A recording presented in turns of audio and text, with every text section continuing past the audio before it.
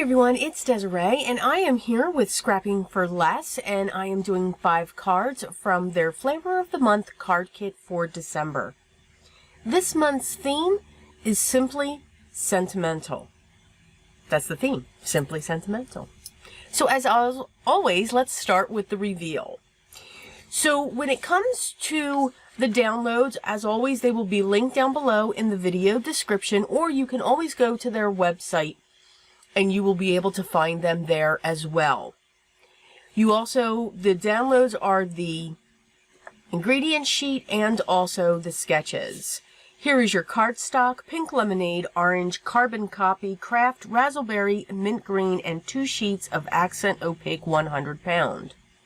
With every collection, you get an envelope. Here, the pattern paper is by Scrapping for Less, along with the stamp set and the sequins. It is called Puppy Paws. You will also get a piece of twine by Casper. For collection 2, the paper and the stamp is by Scrapping for Less, section of white organza ribbon by Desiree, and enamel dots by Gina Marie Designs.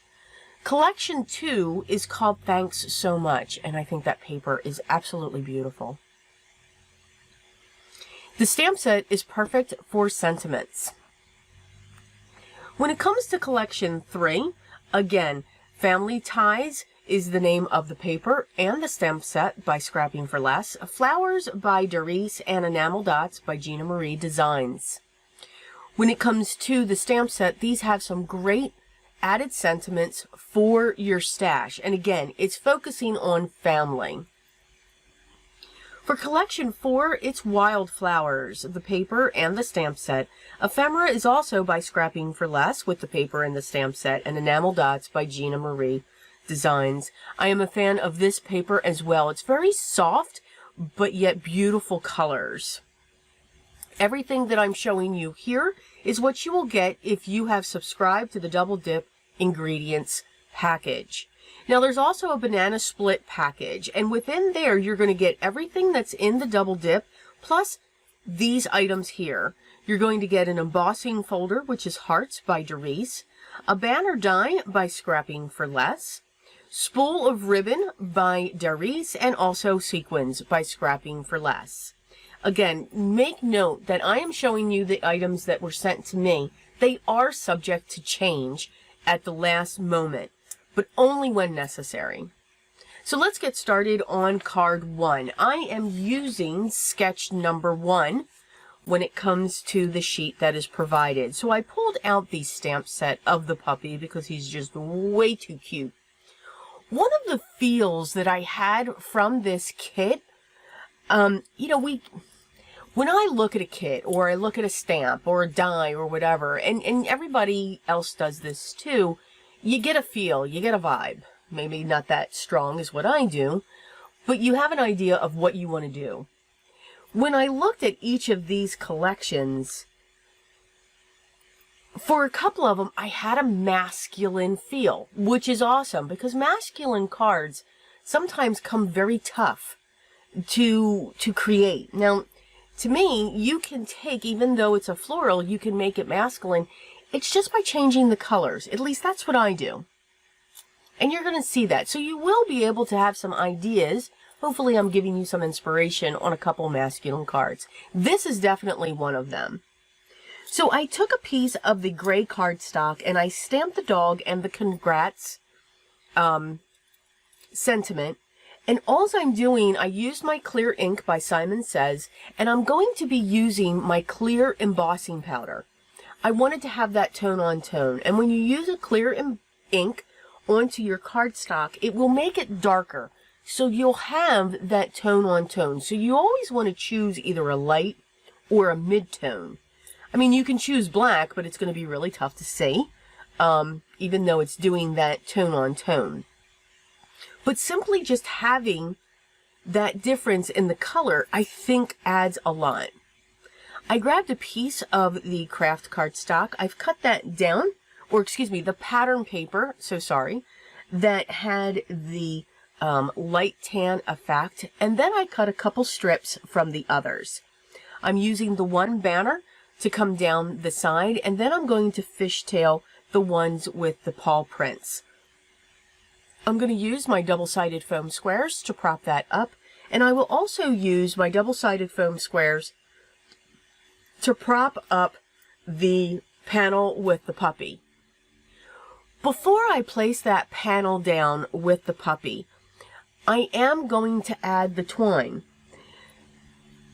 So it's almost like when we take that fine thread, the metallic thread, and we create these wispies in the background. Again, I haven't seen it in a while, but I figured I'd bring that back. So I'm just placing that down so I have 3 areas coming off from below that panel. I'm okay that it's crooked. I think it looks absolutely cute. I'm going to secure this down onto my standard A2 size card base, which is 4 1/4 by 5 1/2. And because they're usually set as top folding, this is now a side folding card base. On to card number 2. So I've taken the pattern paper and I've cut it one panel 4 1/4 by 5 1/2 and the other panel 4 by 5 1/4. For this one, I'm following sketch number 3. And I'm going to now cut using scissors the panel that it has on sketch number 3. And again, we don't have to have dies or anything else. We can certainly use scissors and pencil to draw our image, and then we can cut it out. Now that I have that set, I will come in with my pair of scissors and just make sure that I keep the border like I have on the other 3 sides. I'm actually taking this sketch and flipping it. So when you see that sketch, this piece that I'm adding now is actually on the right or the left on the picture. I'm actually wanting to put it on the right-hand side because of the image. I don't want to lose that image of the pattern paper design. Again, let your paper do the work. I am a huge fan of pattern paper. I love all pattern paper. Especially when there's designs like this, when it's watercolor-ish or vintage-ish or has that style. There is just so much you can do with it. Let it do the work to create your cards. Once I had that panel set, I'm now going to take the organza ribbon and I'm going to create a bow.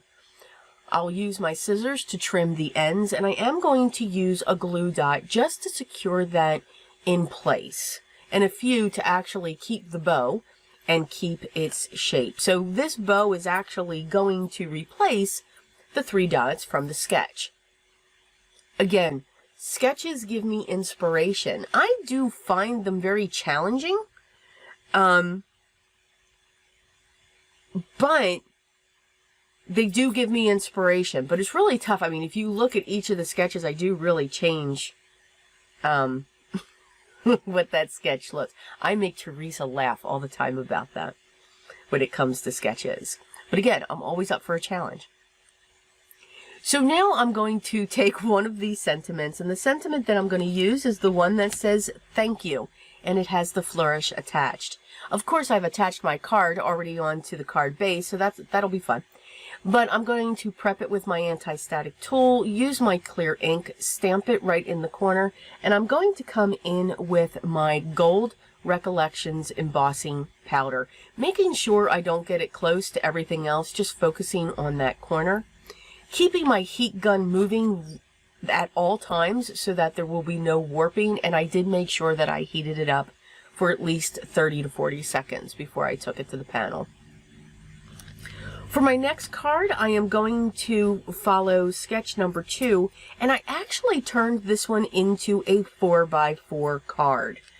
Sometimes those little tiny cards are great. They're great for quick notes, and they can be used for tags if you just put a hole in it. So something to keep in mind. You know, get a twofer. It's awesome. So I'm layering up my pattern papers, creating the strips. And I used the stamp set or the sentiment from the pack that says family. A little bit of crazy. Mine has a lot. A little bit of loud. Oh yeah, there's a lot in mine as well, that one. And a whole lot of love. And absolutely, that is true as well. So I stamped that again using my clear ink and my clear embossing powder onto the gray cardstock. And then I'm going to use the flowers that came in the kit as accents. And I'm actually putting them right over the large image on the pattern paper. So I'll have that flower dimension coming off, but I'll also have the image of that other flower on the paper coming out from behind. So you're creating not only dimension, but texture when it comes to that.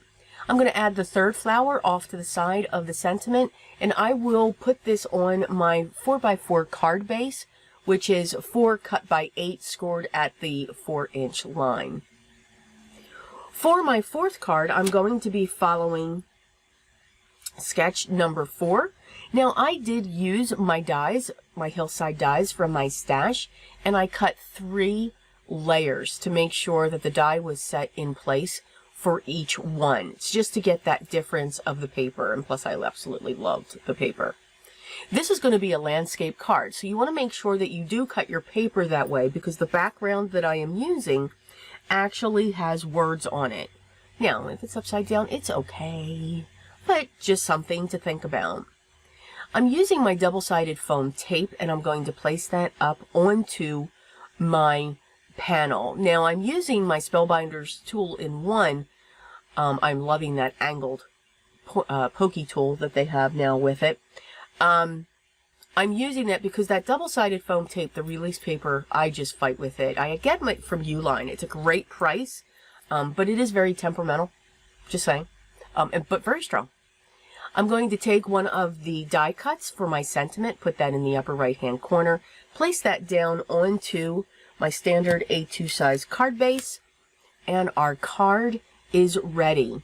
I will use some of the enamel dots just to place around, just to help pull that sentiment out from that corner. So I'm going to be using, here are the banana split images or contents that we're going to use. Now remember, the embossing folder is a heart. Why can't we turn that into a masculine card? Again, simply by the color. So I used, could you tell I loved the gray cardstock that was in the kit? I was just having fun. It's like a gray brown, and I love that. It's a warm brown. I ran the embossing folder through my Spellbinder 6 machine. This panel is 4 1/4 by 5 1/2. And then remember, we had that die. So I die cut 2 strips of that. Now what's great with the die, it had stars cut out in it, so when you run that through, if you add a little bit more pressure, like a piece of cardstock in there, you'll get the impression of those stars. So I cut 2 of those because I'm going to cut the one in half. So I'm going to place the one on an angle in the center, and then I'm going to place the other 2 on the top and the bottom, coming in from the left and the right. Simply because of the colors that we used, the warm gray and this craft color, it's already a masculine card, even though there's hearts. This would be a great Valentine's card. It doesn't have to be red and pink and white. It does not matter. Now I'm going to add some sequins to the end of these strips. Just a couple on top and bottom, and then 3 along the one in the center. So again, simply by changing your colors, maybe using, deep blues, some hunter greens, some browns, some grays, you can turn it into a masculine card. But also know this, it's okay to have pink on a masculine card, or light blue, or spring colors. We can do that. That's the beauty of it. So I do hope you enjoyed the 5 cards that we created using the Scrapping for Less Flavor of the Month card kit. I know you guys have probably heard that this will be the last kit that Scrapping for Less does ship out.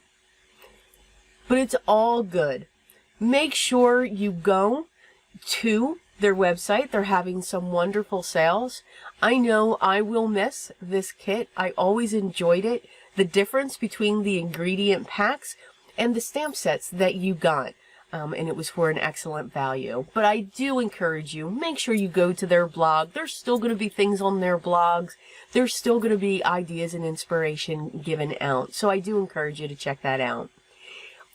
Everything will be linked down below if you want to check it out. Have any questions? Make sure you leave those down below and I'll get back to you as soon as I can. Keep staying safe. Keep staying healthy. Always enjoy. Never be frustrated. But remember what's most important to me. Always be creative. Till next time, guys, and take care.